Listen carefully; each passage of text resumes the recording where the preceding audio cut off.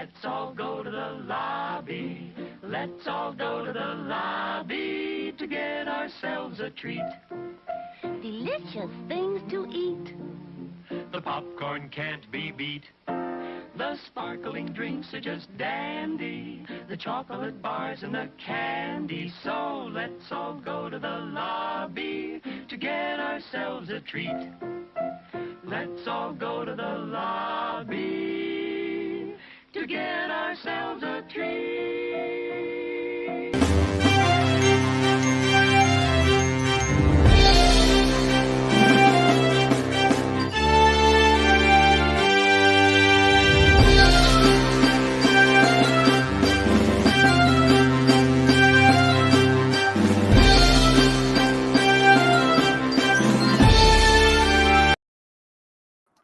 And here we go. Hey, everybody, it's me. And I am here tonight with a very special guest. And I want to tell you who that is in just, you already know who it is because you saw the thing, right? Of course you did. So, but right now, here is our hostess with the mostess, Miss Jack Ledoux. There she is. Hello. What's happening in Jackland? Anything exciting? Rehearsals are going well. That's good. Good. I'm glad to hear that. I know you. Fringe show. Doing a fringe show. Minor trouble last night. Traffic wise. Yes. And now I don't want to waste any time. No. Because I think there's a lot of stuff we're going to talk about in a minute. We have a very special guest. As I said in the Michael sent me a bio, and I said, I could just put the word Wanzie in big letters up, and people would know who that is. And those who know would know. And those who don't know, well, quite frankly, as I said there are not words that can describe the powerhouse, the wonderful talent of this fella. And I take great pleasure in introducing all the way from Orlando, Florida. Well, we all are, different parts. Michael Wanzei. There he is. Hey! Okay, switch this around. Wow. What an intro. My goodness. Well, it's a fact, Michael. It is. I've enjoyed your work since I moved to Orlando. Which was a couple of years ago. I've been here for well over 30 years, buddy. The first I will tell you the first time I met you was, of all places, at the Parliament House. Speaking of which, I thought it would be appropriate to have a nice picture of the Parliament House. And there it is. Ooh. There it is. Yeah. Yep, there it is. And if you look way back there, you can see the archway to the beach. And as my dear friend Michael LaFleur said, if that sand could talk. So right at the top, you're trying to make me cry. Yes. Well, that was I'm going for it. The Footlight Theater was my home base theater for all the shows that I wrote and produced for 35 years through 3 sets of owners. Wow. And so not only did the community lose the Parliament House, but I've lost my theater. Yeah. Yeah, which that's very to me, and I'm sure to many others, that's extremely sad. I met you actually at the Parliament House. Where else? You were dancing on a box, as I recall. I was, and yes. Putting $1 in your job. Running away screaming. Yeah. Screaming. It was horrible. But that's a mental picture I don't want to keep, Michael. You were doing, and here's another one to make you cry a little bit, maybe. You were producing a big night at the thing in Tampa, the Busch Gardens animal thing in Tampa. Yes. And we talked, and you actually were going to have me. I was going to perform in the Stanleyville Theater for you. Oh, that's correct. Yes. That was some thousands of years ago, and then they found out that I was performing and canceled the whole thing. So. No, yeah, but just to speak to how the times have changed, that event was canceled because even though we had pretty much sold it out, a Tampa radio station, which was a Republican-based type of talk show thing, found out that we were having a gay night at Busch Gardens, which was called Do It in the Jungle, which was probably maybe not the best thing to have called it at the time. But they went on the air and started saying that that they were going to go and monitor the parking lot and publish the license plates of everyone who attended. And this was at a time when you could lose your job for being gay. Exactly. And so it was a very different time. So indeed. we had thousands of requests for refunds based on that threat from a conservative radio station. We had to cancel the event. Oh wow, I do recall that. I remember the night that it was canceled. We heard in the afternoon, and P was on stage that night, and I happened to be there. But what a surprise! I was at the drag show at the parking lot, and P was plugging the show like she always does. Right. She was going to be doing it, and I don't even know where it came out. I said, "Oh, P, you know what? It's been canceled."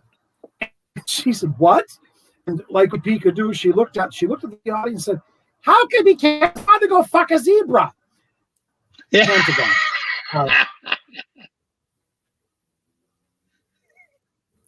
She was a piece of work. She was a piece of work. Paul, you're freezing. God Hey, bless no, her, you're just the freezing. funniest person No, you're alive. freezing a little bit.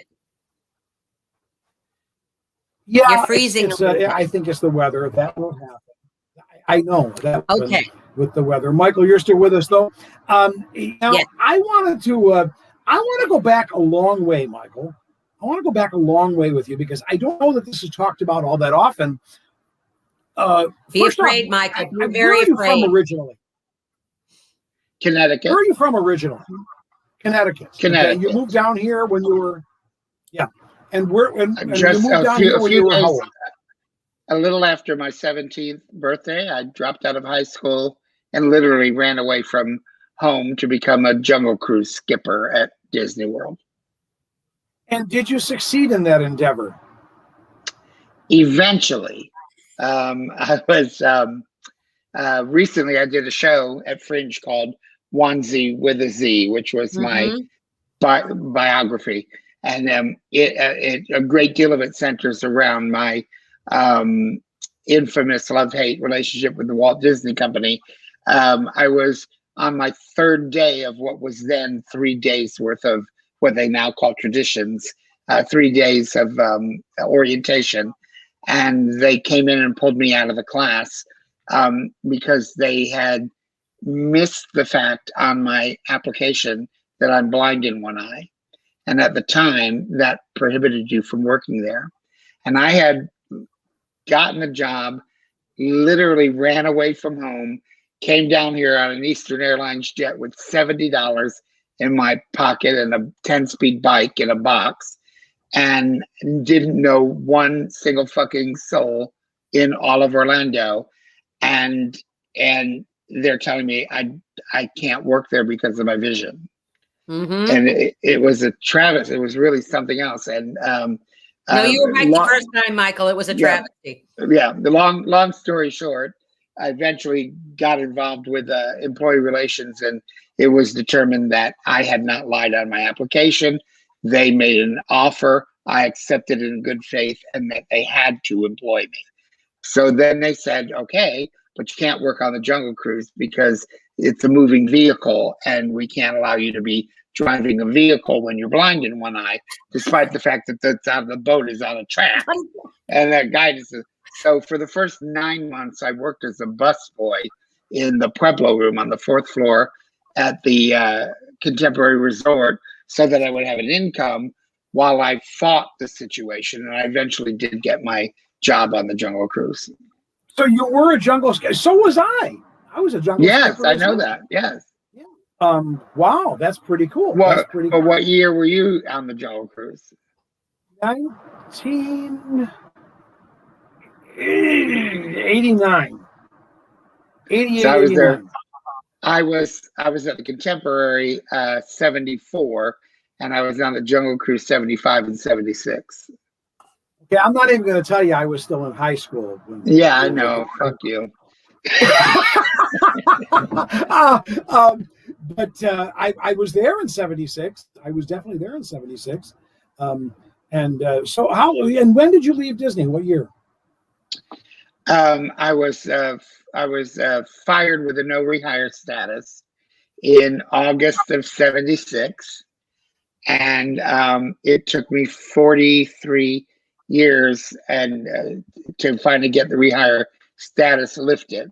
And 2 years ago, just on principle, I went back and worked for 6 days on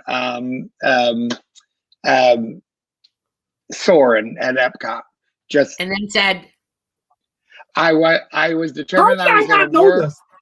I was going to work till I got my main gate pass, which you now no longer have to wait months for. And I got the main gate pass and used it, and then said, "Fuck it, I'm out." I didn't know that. Yeah. Oh my God. On the Joe Zimmer show, we asked the biting news questions. I'm going to go ahead and ask this. I'm sure it's been asked numerous times. Whether you answer or not, I don't know. What did you get fired for? I got fired for being blind in one eye. Honest to God. But that's illegal. I had the person, I'm going to say his name out loud. I've mentioned him in plays and in several articles. His name was Ralph Mitchell, and he worked in the casting department, and he was responsible for the mishap of not seeing in my application to begin with that I didn't qualify to work there because of my vision. So he was always concerned that if anyone was hurt and I was somehow involved, that it would come back on him and he would lose his job. So I was involved with the theater workshop at Walt Disney World from the very beginning. So I had lots of friends in the entertainment division, and I was repeatedly asked to audition for things in the entertainment division, and I would, and they would hire me, and then he would block the transfer, saying he can't be on a stage if it doesn't have railings. He can't be on a float if he can't, everything to do with my vision. And then one day he called me into his office and illegally off the clock, which you're not allowed to do. And he said, "Look somehow you've managed to weasel your way onto the Jungle Cruise." And he goes, "And that's as far as you're going to get."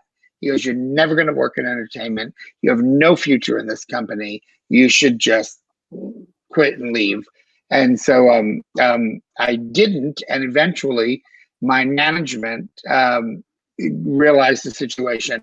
And we actually had a hearing scheduled for a board of arbitrations to determine whether or not I could work in the entertainment division. And 4 days before that hearing, I was fired. And it was because it was the end of the summer of the casual temporary people who only come to work for the summer. And at that time, it was a 30-year tradition held over from Disneyland that at the end of the summer, all the summer employees who worked on the Jungle Cruise got sprayed with a water fire extinguisher.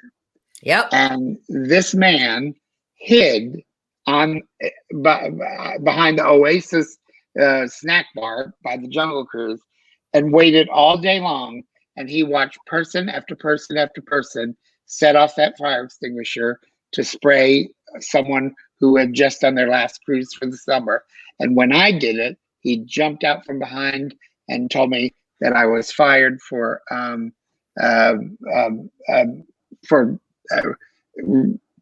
regulation having to do with security. Yeah. And so that was that. What an a-hole. Yep. I said it. Yeah, I'm assuming he's not there anymore. I'm assuming he's long gone. I don't know. I don't think so, Michael. I don't think he's 13 people before me fired the fire extinguisher, documented that they did this. But yeah, I was the one who was fired. That's wild. My God. My Chris had his moment with them too. But we won at the end of the day. Yeah. It was a long drawn out story. It was a remarkable story. They said he had found oh my God. Mm-hmm. Yeah, and they said he found the woman, and the most incredible thing that happened is that almost 150, everybody knew Chris. Almost 150 people wrote statements about the fact that he would never ever in a million years do this, including his supervision, wrote statements, except for this one person at that restaurant, this manager at that restaurant, who for some reason, whatever, but he won. He won, and he was off for 2 months and got paid for every fucking day of that 2 months. Great, yeah. So there are happy endings too, but you got a happy ending. You beat well, yeah. In retribution, I wrote a show with my composer friend Rich Ron called Forbidden Disney, which was a takeoff on Forbidden Broadway, and got my got my first cease and desist letter from Disney, and that was framed. Is it framed, Michael? No, yeah, that was a legal battle that ended with we agreed to change the name to Forbidden Kingdom, and they backed off. And then a few years later, we did Monorail Inferno, a show that's been repeated many times. Yep. And that was my second cease and desist letter from Disney. And at that time, we took pictures of the actual monorail on fire, had them printed on T-shirts, and then wore the T-shirts and sat on the monorail as it went around. And eventually, they stopped putting people on the monorail, and then lawyers and security got on the monorail. We went around together, and they decided they would rescind the cease and desist if we would take off the shirts and not ride them. I think that's a win. That's a win. Yeah, and we got free Mickey Mouse. We got free Mickey Mouse T-shirts out of the deal because they brought the T-shirts onto the monorail, and we changed out of them right there. Yeah, that's awesome. Oh my God. So it was probably worth that $13-14 to park at that time just to do that. I would imagine it was.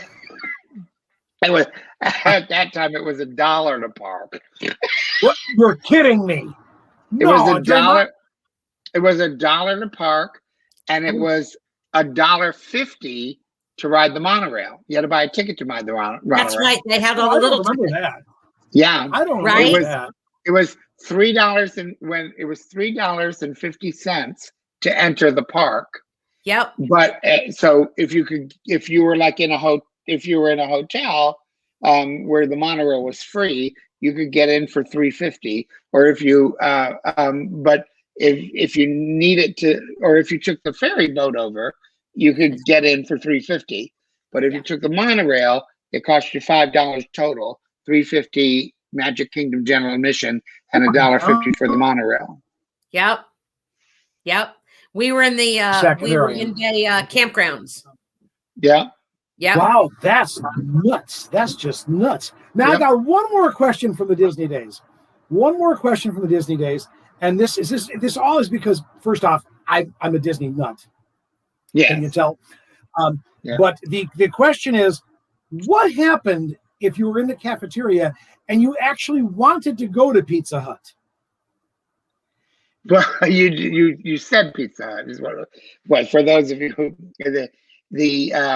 nobody wanted to say out loud that they were gay at the time working at Disney for fear of their jobs. Retribution. And right. And so there were code words, and if you wanted to ask a friend at the fantasy while you were having lunch, you saw someone, your gay friend, you want to say, "Are you going to go to the Parliament House on tonight for Friday night dance or drag show?" You would say, "Are you going to go to Pizza Hut tonight?"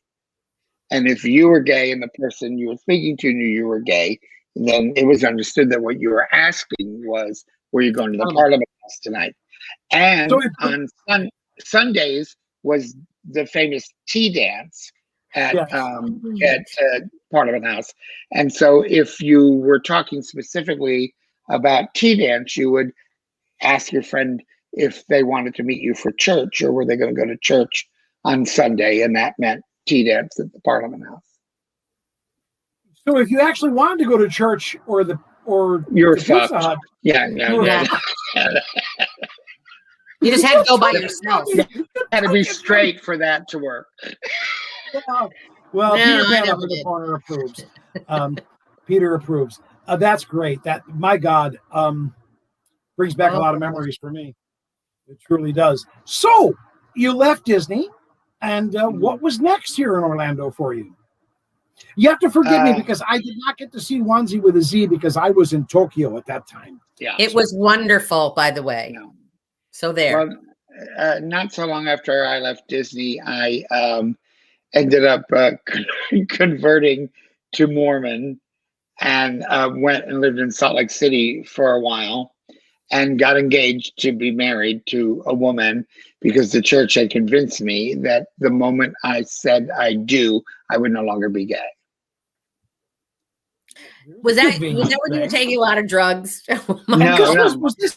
Was this around the time that this picture was taken? I told you he'd love it. What the hell was that? Oh my God. No, I know what that was. My God. So you went to Salt Lake City. You were there for a while. Yes, and my fiance eventually moved out there, and we were literally planning to be married. And I was just, convinced that they had convinced me that what I was somehow abhorrent to God and humanity, and that if I would just exercise my faith by agreeing to be married, just that in and of itself, when I took that vow, I would no longer be attracted to men. That's what they told me. And then one day I'm told I needed to go report to this office in the Church of the Latter-day Saints office building, the equivalent of the Vatican to that faith. And when I go to the suite number, I realize that I'm entering an office of psychologists, and they explained to me that in preparation for my wedding, I need to go through this program, and part of the program is that I'm going to sit in a room, and I'm going to be given permission and dispensation from being judged to masturbate, because Mormons aren't allowed to masturbate. But or much of anything else.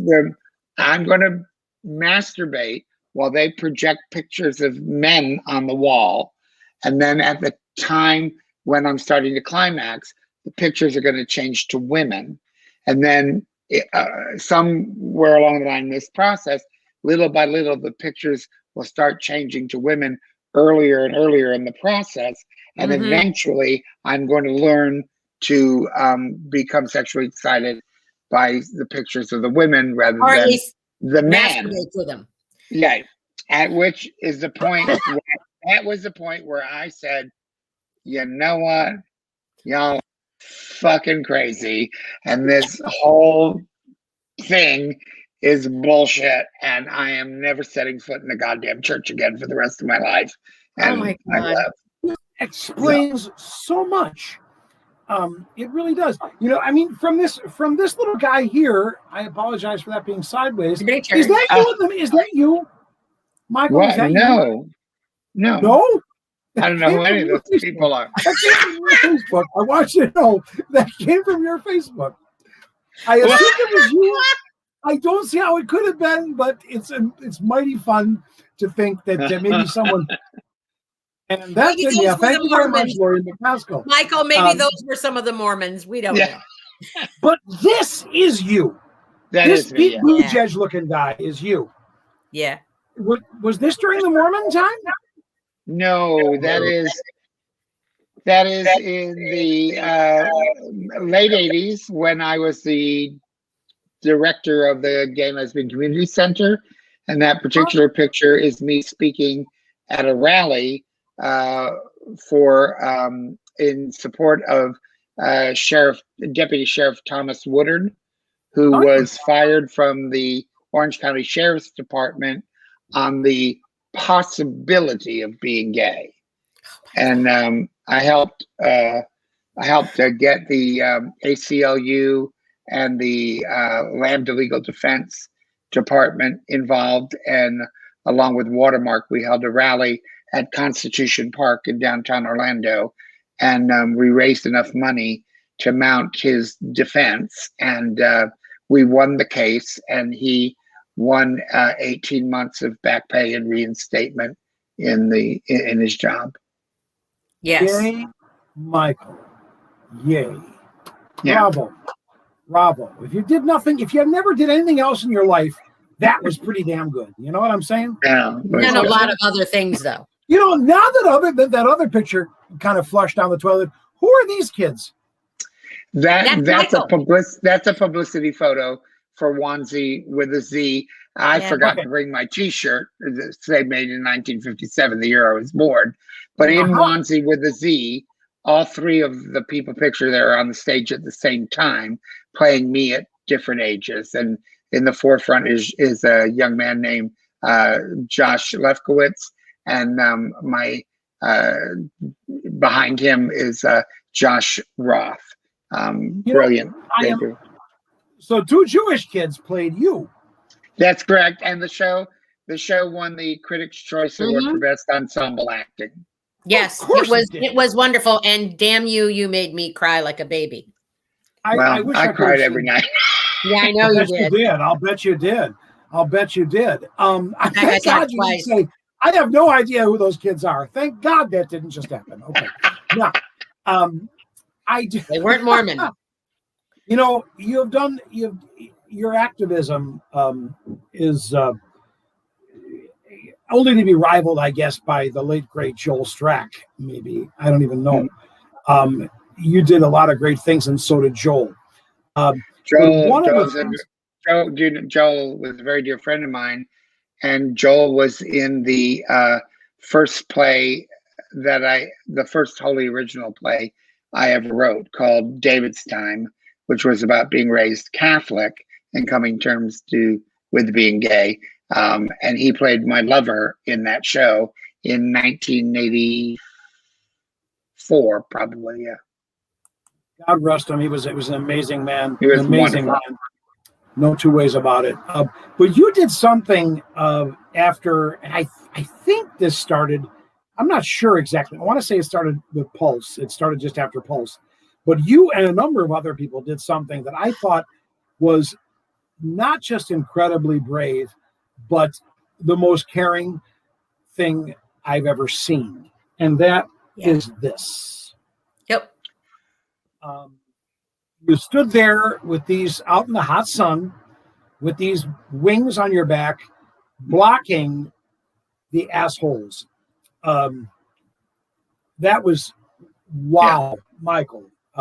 That was something. I have to say, the concept of the angels to block people who hold up signs at gay funerals that say God hates fags and such, was one borrowed from another city, and it was actually championed by Jim Helsinger from Orlando Shakes, and he started the campaign to have the outfits built and whatnot, and basically they asked for arts leaders to step forward and offer to wear them and come and do it. And it was on the day that it was a double funeral downtown for two of the people from Pulse in the Westboro Baptist Church had come, and they had all of their God hates fags and you deserve to die and all those signs, and they were loud and screaming too. They pulled a permit, and they had the legal right then to stand on the street in downtown Orlando, right where the funeral procession and the the parents of those kids were going to have to drive by and see that. And God love you. God love you. But it's Orlando PD. They had to respect their right to be there, and so they did. And I got a little mouthy with one of the cops because they weren't letting us get anywhere near them, and so the whole point of it was going to be. And he just said, "We got to do what we got to do." And he said, "I promise you, Mr. Wanzie, we're going to take care of you." And they waited until they could see the funeral procession coming, and then they took down the barricades and let us stand right in front of them and block them. And so the parents in the funeral procession never saw them. Never saw them. Never saw them. That to me that's what makes America great. Fuck Donald Trump. I'm going to go ahead and get and Orlando. Yeah, it makes Orlando especially. We've got an incredible mayor. We've got a pretty damn good police force. You know, we've got you. I mean, look at the career you've had, Michael. Look at the career you've had, and how many years, and not a scandal in sight. That's pretty good. Wow. That's pretty good, all things considered. From what I've been reading, asked me if he could say that, and I said, "Go for it." Amazing thing. I did not mean to get you emotional. Yeah, but, sorry. Yeah, got me there. You also, and I know this is not Phillips with you, but one of my favorite places to listen to you and to hear you do your thing was on the Phillips file. Yeah. What a joy. What a great, I wish you were still doing it with Jim Colbert. Jim Colbert. Yeah.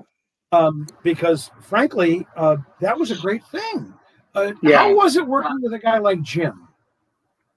He's pretty much, you know, both he and Moira, what you hear on the air was who they were, which is why I think the show was so successful, because they weren't put on personalities. They were genuine.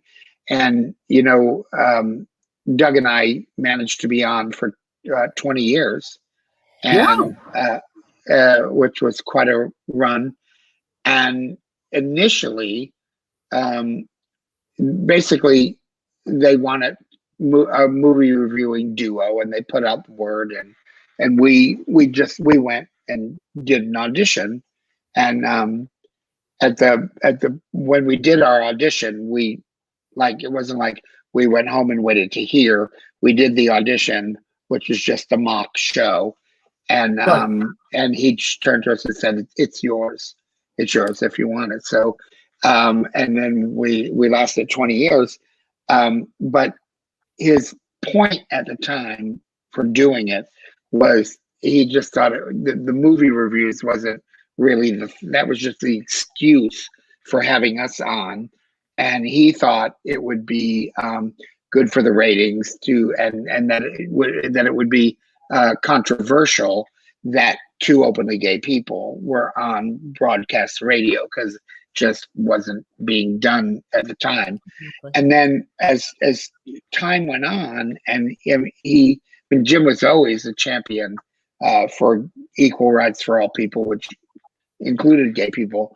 But as time went on, he realized that, he said this many times over the years, he realized that there was a greater value to having us on than the comic relief or the quirkiness of it being openly gay guys, and that it was actually an opportunity to learn and teach and open minds. And when he went off the air and they did their final show, he literally said that that having us on was the best decision he'd ever made, and that it helped him grow as a person, and that he knows that as an extension, it helped the community grow. So it was really Jim said any number of times.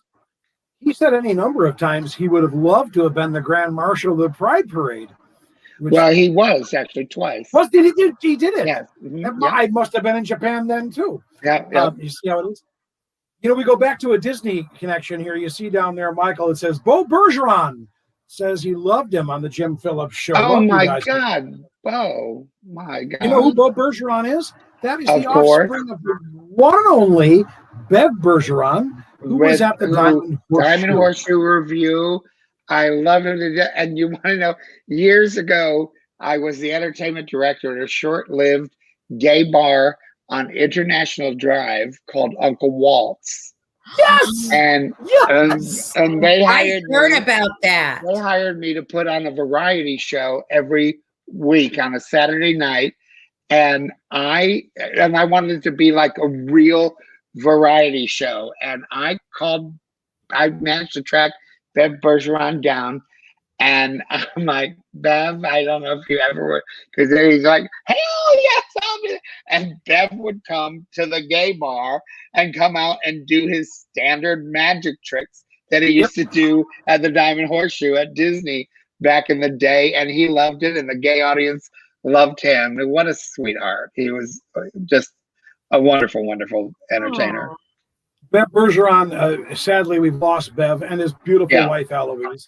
Yeah. Shortly thereafter, Bo was. We had Bev on the show. The last interview there ever was with Bev was here. Oh, really? Yes. Yes. And Is that right? And Bergeron, I got to tell you, Bev was a hero of mine. Sure. And you know, I wound up getting to do the Diamond Horseshoe show. Jesus, I mean, not his role, of course. They changed it, but I got to do that, and then I got to know Bev very well. Bev became a very dear friend, and he was an amazing guy. Bo is there saying, I never knew about I'm assuming about the gay bar, Bo. Yeah. The only way I met your dad, Bo, was that I was involved with the Walt Disney World Theater Workshop, which was the after hours players. And it was basically like an extracurricular club at Disney, but it had the whole support of the Disney organization. And we would do legitimate theatrical productions in the Diamond Horseshoe at night after the park was closed for employees and their families. So we used the Diamond Horseshoe, and we used their green room and their dressing rooms. And so we would be coming in just as they were leaving for finishing their last show. And that's how I met your dad. And he was a big supporter of the theater workshop, and he came to see all our shows. And that's how I got to know him. That sounds like I him. bet he did. Now we have a question from the audience. Yes. A lady named Lori McCaskill says, Wanzie, do you keep in touch with Leslie Jordan? Yes and no. Leslie Jordan is one of the first really big name entertainers to come and perform at the Parliament House in the more modern day era. I somehow managed to I don't even know how, but I somehow managed to track him down and convinced him he should come and perform at the P House. And the only way I could afford him was to charge $45 a ticket. And this is, at a bar where the admission to the club at the time was $6, and maybe 10 on a special occasion. And Don and Susan on the Parliament House said that they weren't willing to take the risk, and that no one was going to pay to $45 to come see anything at the Parliament House where the admission was $6. And so I explained that to Leslie, and I said, can you and I work out a deal on our own? I'm absolutely certain that I can sell this, blah, blah, blah. And he, like with no money, I had no money. I could pay him nothing. And made a deal with him for a percentage of the box office. And he came, and we did charge $45, and we sold out the first show in advance and had to add a second show, and sold that show out, which made it clear people would pay good money to see quality people. Right. He was no dummy. Yes, and he was back 3 times after that. And while I didn't necessarily stay in touch with him, there are many, I can't tell you how many times I've heard from people who went on a gay cruise, and Leslie Jordan was on the cruise. And when they would say they were from Orlando, he would say, do you know Wanzie? And he was always sending messages back to me. When we did our benefit online, the social distance showcase, I tried to get a hold of him to ask if he would appear on that. And I had lost his personal contact information, had to go through his agent. And I was told by his agent that he denied the opportunity to help us out. But I don't think that's true. I don't think the agent offered it to him. Yeah, agents. Yeah. It happens quite a bit. Sorry, Greg Thompson, if you're watching, agents suck. But I do have another question from the audience. The Greater Orlando Social Distance Showcase which I'm assuming is a person with a very strange name. Who is your favorite celebrity connection? Uh-oh. Oh, that's celebrity. Yeah, that's too difficult. I'm extremely fortunate that I could probably, drop like 30 or 40 names of the people I've been fortunate enough to somehow or another get to interface with me on some level. If you just want to go on the basis of horniness and lust, I hate that he's married with a child, but I am in love with Justin Sargent, who is from Orlando, who went on to Broadway and appeared in Rock of Ages, and he was super. He was not Superman, Spider-Man. Spider-Man, Turn Off the Dark. And he was in Jesus. He was on Jesus Christ Live, and my favorite thing about him is I didn't know him when he was in Orlando, and I didn't know he was from Orlando. And I knew him from Broadway, and I just thought he was delish. And Pulse happened, and I was involved with helping to organize the From Broadway with Love for Orlando, where all the Broadway celebrities came down for a night at the Dr. Phillips Center and performed for the families and all the local people and whatnot. And when he signed on to do the show, I'm looking at my Facebook and I have a message from Justin Sargent. And I'm like, what? And I had no idea he was from Orlando. I didn't know. And so he says, Wanzie, I'm so excited to finally be involved in a Wanzie show. And I'm like, what the fuck is that? Spider-Man is excited to be in a show on the. And I'm like, what? I have no idea what you're. And he says, I'm from Orlando. And he goes, and my only touchstone to keep in touch with Orlando is that every Monday for the last 3 years, I listen to the Monday Movie Review with Wanzie with Doug on Sirius or online. And he goes, I think you're the funniest person in Orlando, and I'm a huge fan, and I can't wait to meet you. And I'm like, oh my God. And, I would have to go along with his assessment. I would have to go along with it. Well, so anyway, we're there. We're doing the tech day down at the Dr. Phillips Center. And Justin was doing his sound check, and he was singing some hard rock thing. And my pal Seth Rudetsky, who was the musical director for it, he said, so is everything all right? And he said, no, actually, it was a bit slow for me, but I don't want to take everyone else's time. And so I was like, no, that's what we're here for. So they did it a second time. And Cheetah Rivera was sitting at the end of the row I was sitting in, empty row, and she's sitting at the end of it. And when he was singing, she got up 81 something at the time, I think, and stood in the aisle and just started dancing to him singing, just totally rocking out. And she sits down, and then he says he wants to do it again, and he gets up to do it again, and she gets up and she starts dancing again. And finally, she looks over at me, she walks down the aisle, she sits down next to me, and she said, do you know who that is? And I said, yes, it's Justin Sargent. And she said, who is that? So I explained to her who it is, and she said, well, he is amazing, and I'm his new fan. And she says, if I don't get to talk to him, she says, you have anything to do with the show? I said, yeah.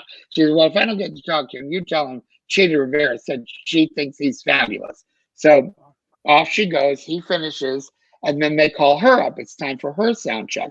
So she's doing her sound check, and my third show I ever saw on Broadway was Chicago with Cheetah, and the fact that she came over and talked to me, I'm peeing in my pants already, and now she's doing her sound check, and so I'm on the edge of my seat watching her sound check, and I could sense that someone is coming down the other side of the aisle and sat one chair over from me on my blind side, so I couldn't see who it was.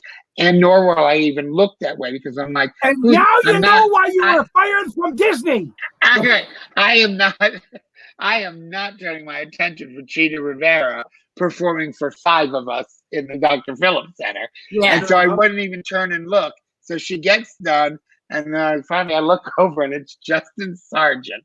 And he stood up, and he goes, I am so happy to meet you. And he threw his arms around me and hugged me and kissed me, and I was like in heaven. So later at the cast party, after the performance that night at the Abbey, he comes up, and we're talking, and Finally, this lady walks up and hands him a drink.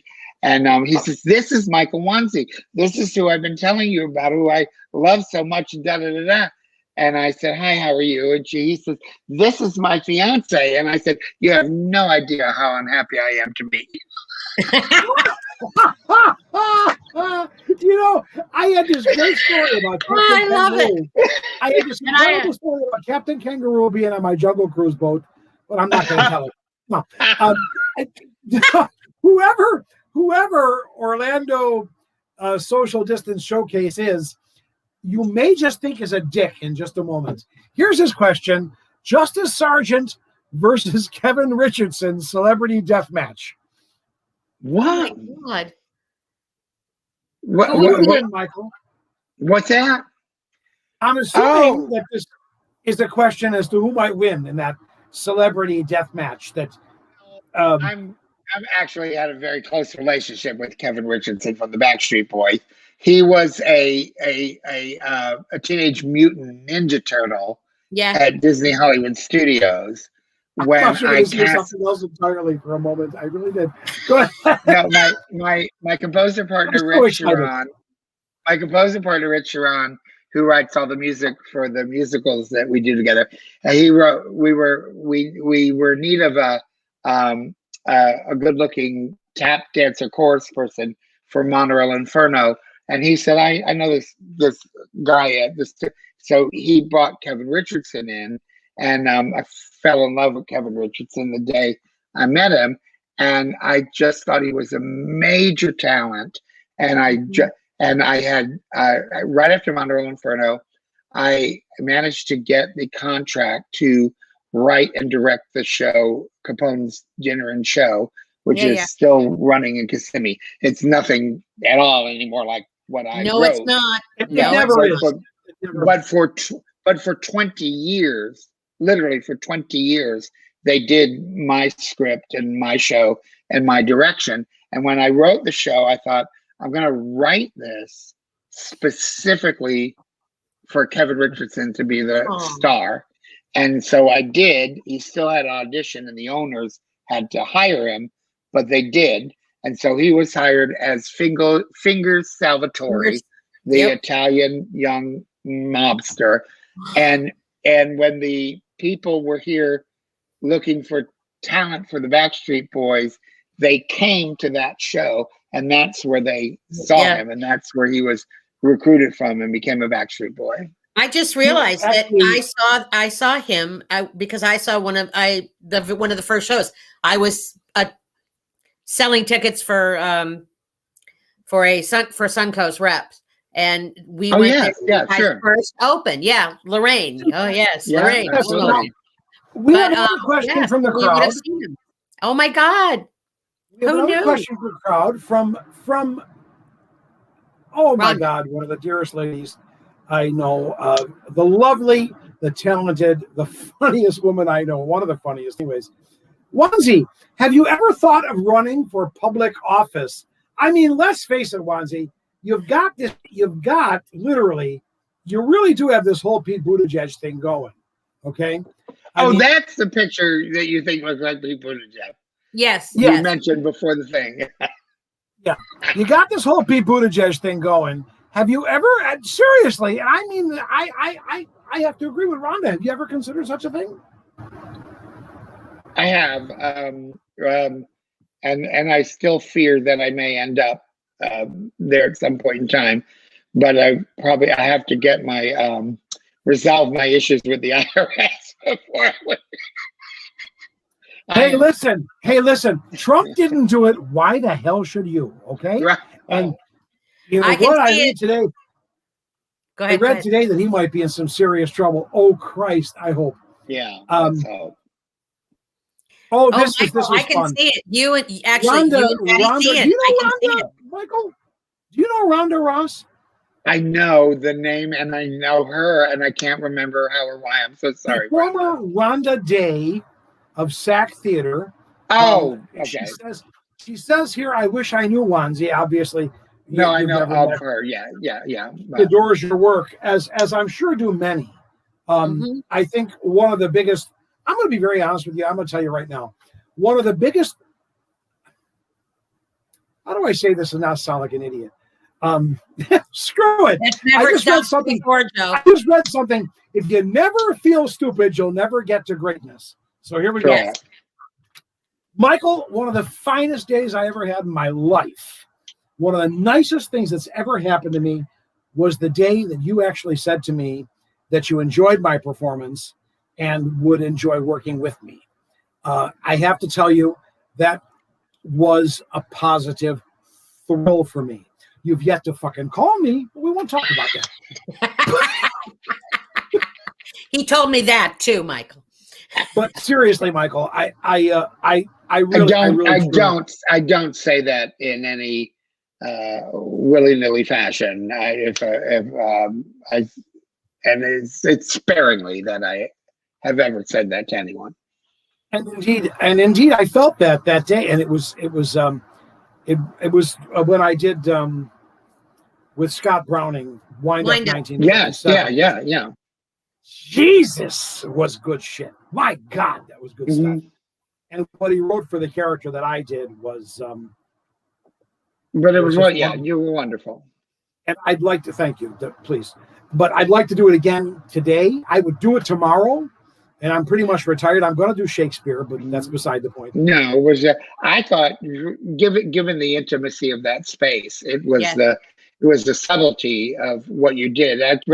I told other people. I said he'd be a great film actor because you tempered your performance for the space, and that's what made it so believable. You're very kind.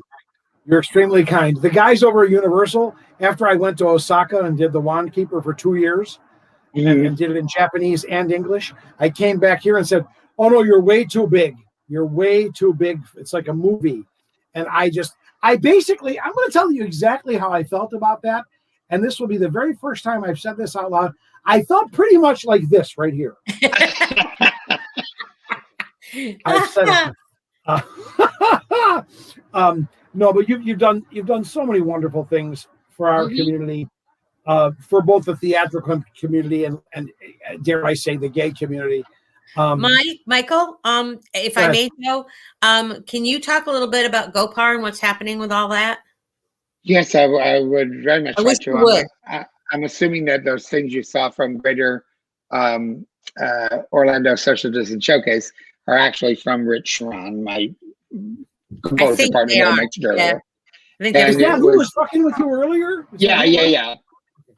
He's probably my longest and dearest and closest friend. And it was actually Rich's idea. He, remember Rosie O'Donnell did that very early kind of from home concert thing to raise money for the Actors Fund. And before she did that, Rich was on the phone with me saying, Michael, between you and me and Kenny Howard, who I'm currently staying with, there's got to be something we can do to help out. He's not here at the moment. There's got to be something we can do to help out the local actors who are losing their jobs. And then the Rosie O'Donnell thing happened, and Rich said, "This is exactly what I'm talking about. We should do something like this locally." And so we organized a telethon, and we called it the Greater Orlando Social Distance Showcase. And it was 3.5 hours long. And I think we had 18 people on, and we managed to pull it off with every one of them performing live from their, interviewing with us live from their home and doing taped musical numbers. And we raised $7,000. And we put the word out that anyone who needed help, we would give $100 to. And we had 189 people request the $100, which meant that we were short with only 7,000. We needed like 19,000. So we started doing it weekly for 75 minutes to 90 minutes at a time. And we'd raise a few $100s each week and then immediately just give it right back out. And Rick Claggett from Watermark helped us. Anyway, long story short, we ran into problems with the state of Florida. We weren't, someone reported us for possibly fraudulent fundraising and misappropriation of funds. They launched an investigation on us. Luckily, we were able to show that every penny taken had gone right back out. And the lovely woman from the state of Florida said, I get it. We can see it. We know you're not doing anything wrong. The best I can do is buy you some time, but you've got to find a 501c3 to partner with to be able to take this money. But I can shuffle this off for 3 or 4 weeks and not, and so she did. And then eventually we partnered with St. Luke's United Methodist Church, who has a great theater program, and they're 501c3. And we got a lot of wonderful people involved from a lot of the brick and mortar theaters, and eventually changed the name from Greater Orlando Social and Showcase to GOPAR, which is Greater Orlando Performing Artists Relief. And now we have, since then, it's just now been a year, between the two things, we've raised over $120,000, and we are helping people out now. We're paying people's rent and their car payments and their insurance payments, and trying to keep our talent pool in place here, because so many people have already, they left because they had no income, and they went to live with family in other states or whatnot. So GOPAR is really filling a gap, and we don't hand any money to anyone. The church provides this wonderful training program for telephone advocates who assess need, and then we pay bills on behalf of people. Right. So we know we're not giving any money to anyone that's ending up going to the bar. Nothing directly.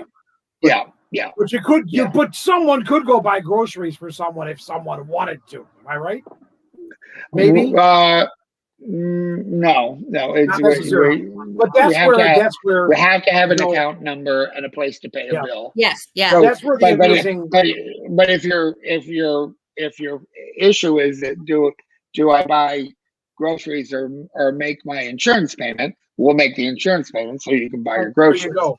So it takes care of but the church every week gives out food. Exactly. This is what I was going to say.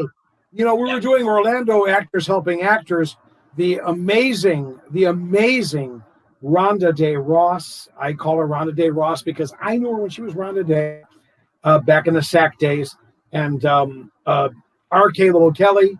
R.K. Kelly organizing. And Steve McKinnon and Melissa Cooper, just so many people. I can't. There's amazing people. Organizing these food drives out at the, giving out food out at the Plaza Theater. Right. Yeah. Which I did as many times as I could. I did it. Let me tell you something. I felt so strongly about this, as did my husband. The day after Chris, God damn it. The day after Chris died. Literally the day after Chris died. I was out there at Plaza Live, making sure that people got food as much as I could. You're right. Right. It meant that much to me. It meant that much to him. and he pushed me out the door every Thursday. Pushed me out the door every Thursday to go. Wonderful. Every Thursday, every day, or every Friday, or whatever the hell day it was. And now it's at St. Luke's. Wonderful. Yeah, St. Luke's, and if I can give the web address, please. Please do. Greater Orlando Performing Arts Relief, or GOPAR, GOPAR. It's that simple. GOPAR.org, AR.org. And that is where you can go to apply for assistance if you're struggling. And there's also where you can go to make a donation. And we are, we're partnering with the Actual Actors Fund now, and we're getting some great counsel and services from them. And my friend Seth Rudetsky, Mr. Broadway, he does the Stars in the House program every week. Just 2 weeks before Christmas, he dedicated one of the shows specifically for GOPAR. He had me on along with Justin Sargent, and everyone who ever came from Orlando and made it big on Broadway was on the show. And during that broadcast, we raised $7,000 as well. Let me tell you, Orlando has sent out there to the universe some amazingly talented people. Yes. You can't count on two hands. No. You can't. So many. And let me tell you this, Michael, and I mean this. If ever, and I don't care, paid, unpaid, I don't give a shit. I don't care. I'm retired. I don't give a fuck anymore. I don't care. But if you ever need me to help raise money for anything, if you need me to carry stuff from one place to another to raise money for anything, if you just need me to say hi, my friend, I'm there for you. I mean that. Well, that's wonderful. All right. I mean that sincerely. I'm a phone call or a Facebook message away. Literally. Michael, allowing me to talk about it. That was something specifically I wanted you to talk about because it's really important and it's helped so many people. You don't even know how many people it's helped. We're not out of this yet. Okay? We're coming around the mountain. Right. It's a big freaking mountain, okay? Yeah. So we have to remember that. Michael, wow. Thank you for being here tonight. Thank you for having me. Can I enjoyed this. Can I mention this? I've enjoyed. Yes. Yes, please do. Oh God, please do. Yes. It all started at the Radisson Inn. Am I correct? Yep. Yeah. And it will be playing. Could you move that over a little bit so I can read that? It will be playing. Where is it playing, Michael? Tell us all about it, please. It's my Fringe show being produced with D Squared Production. It stars. There's a surprise. Michael's got a Fringe show. Okay. This is a show that is partially based on real life experience and then expanded upon, but it's a 3-person show, and it's basically a gay guy and a straight guy meet in a party in a suite at a Radisson Inn. The gay guy offers the straight guy a hit of ecstasy if he'll let him massage his feet, and he takes him up on it. Anyway, they end up becoming frequent role play partners where foot fetishism and master slave role play are the fantasy of the day. But the straight guy is keeping this a secret from his fiance. And then she finds out, and all hell breaks loose, and it's not pretty. And that's basically but it's very funny. So that is now 2 shows that I want to see at Fringe. It is very, very funny. I wrote it specifically to a criteria. A couple of years ago, they had the Be Original Theater Festival that Aaron Safer ran at Dr. Phillips Center for the Performing Arts, and it was a contest. And the criteria for a manuscript to be submitted was it had to be a subject matter not typically presented on the American stage, and it had to be a script that would challenge both the audience and the cast to think and work outside the box. So I wrote it to speak to that criteria, and it was selected, and I won part. We got 2 performances at the Dr. Phillips Center in September of 2019. And so based on the reaction from that, and it's the first thing I've ever written where I was like, people may get up and walk out. This, I have no idea. I do hope so. If this is going to work out. But it was spontaneous standing ovations, wonderful feedback, did some tweaking, put it in for the festival, the Fringe Festival for 2020. It was selected. The festival was canceled. I lost 2 of my actors because of COVID. They moved out of state, so I had to replace them. And now we're finally getting to do it this year in the Gold venue. This begs a question, Michael. Was there any question in your mind that a show that perhaps was about foot fetishism would definitely be something that would not have been touched upon in theater? No, there was no question at all. You think not? Oh my God! So I'm going to see this, and I had a Vietnam War drama that I wrote that's been done twice at Fringe called In Close Quarters. Has a little bit of fetishism in it.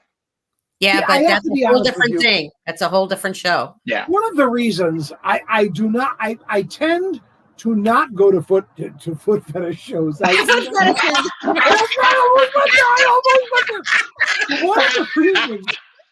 You know, there are so many people who just will not go to foot fetish. Yeah, this is a you've learned so much about me, folks. And especially not at the Radisson. Reasons I tend not to go to Fringe shows.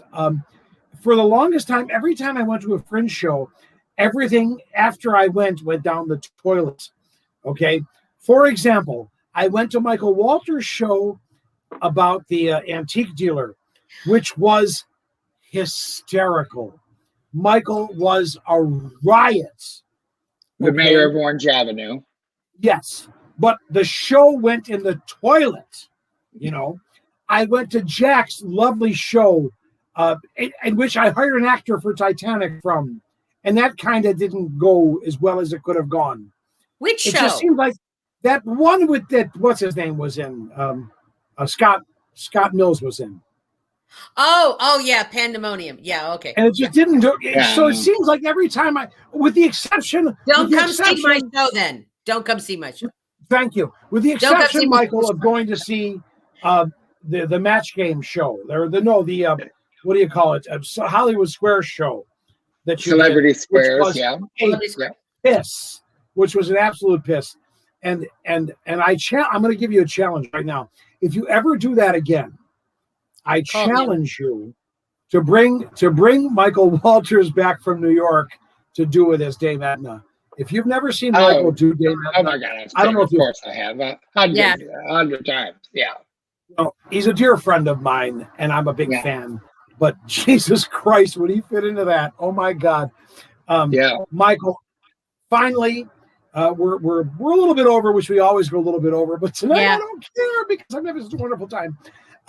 Michael, two things I want to do on behalf of everybody out there, if I may be so bold as to say thank you. Thank you for what you do. Thank you for the laughs. Thank you for the tears, because you know what? Without them, we wouldn't have the laughs. That's right. Thank you for your incredible heart, your incredible compassion, your empathy. Thank you for being Michael Wanzei. We appreciate it. I appreciate it. And again, I don't care what it is. If you ever need me, oh Jesus! Note it, Joe. I will. And I'm not. I didn't do a show to say that, but it would be such. But a he's saying it now. Yeah, what the hell? It would be such a thrill for me. By the way, I would be remiss if I did not say both you and Jack Ledoux. See what I told you before? Jack Ledoux over there. You both won awards for Vanya, Sasha, Masha, and foot fetishes. And whatever the fuck the name of that show was. That I was lucky enough to see. And may I just say, you were both freaking brilliant. The casting was brilliant because Kenny put together. I had so many people tell me that it was so believable that Jack was my sibling. Yeah. And I mean, we have never met. I mean, we had never worked with each other Right. before. Like from the read through, it was like, oh my God, this is going to be great. She's fucking, I mean, mutual admiration society, right? From Yeah. the Is she not start. just Yeah. Brilliant to work I have, on. I honestly, I do have to say that was a wonderful Kenny. Yeah. Kenny was brilliant. There was one little misstep in there, but we're not. I won't go there. We're talking about the same damn thing. And you know, I wish to Christ someone would have called me. That's all I'm going to say. That's all I'm going to say. I can see him with a feather duster, can't you, Michael? Yeah. Michael, I just want to say one thing. Can I say one thing real quick? And I'm going to say this, and I've said this like 20 million times to him anyway, is that I will forever, ever, ever be grateful to Kenny Howard because I finally got my brother from another mother. You are very dear to me, and I count you same here as one of my friends, as one of my dearest friends. Oh my God. I was so thrilled when we did that play today thing that you ended up in my show, and I wrote it for you. And you scared the crap out of me when I first read the script. It is such a shame. It's just such a shame. Such a shame that nobody likes you, Michael. It's a damn shame. Oh my God! But the people who don't really don't. buddy, you've been there, done that. I'm making the T-shirt next week. Michael, thank you. Thank you. This is fun. If y'all are around on Saturday from 8 o'clock until 2 o'clock at the Joy MCC church right next door, right, the property, they own all that fucking property. There's going to be a yard sale out there. It's in today's Wanziegram. The display ad is in my Arts and Entertainment newsletter today. No doubt I've already promoted it. If you're not doing anything, please stop out and say hi. You know, I'd love to see you. We'll do the air hug thing because that's me and church. I don't do hugs anymore. You know what? Let me tell you something. It's outside of the church, Michael. I'm the same way. I can't put up with that shit either. Okay, I really can't. And I get where, and I know where you're coming from, buddy. But Terry Steed, she's a hell of a lady. She really is. She's hi. Ziggy says hi, Michael. Ziggy. But stop in and see us if you can. Just say hi at least, and maybe buy some shit. Anyways, I love you, Michael. Thank you for being here, and I mean that. Thank you both. It was a pleasure. Thanks for having me. Good night, everyone. What a joy. Good night, sweetie. Love you, Jack. Now I told you. Now you know why I adore him so much. There was never a doubt in my mind. I absolutely adore him. This guy is something special. He always has been, and I've enjoyed. Jack, when is your show? When that's coming? What's the name of your show? It's Fringe. I'm not sure when Michael's opens, and it's really funny because I know he prefers Wanzie, but I met him as Michael, so he's Michael. But we open Wednesday, the 19th of May in the Blue Venue. It's called Coffee and Cedar. It's a lovely family-friendly show about hope, love, support. We need all this stuff. Come see it. There we go. That's okay. I will tell you now, there are 3 shows I'm going to see. I want to see Michael's show if I can get tickets for it, because Christ knows that's going to sell out fast. Yeah. The other one is the Pig and the Frog thing. Oh yeah, Joel's show. Frog Pig. Very funny. Yeah, that's on my list. Of course, I would see anything that you were involved in, whether you were on stage or not, as you well know. Okay. Thank you for that. There you go.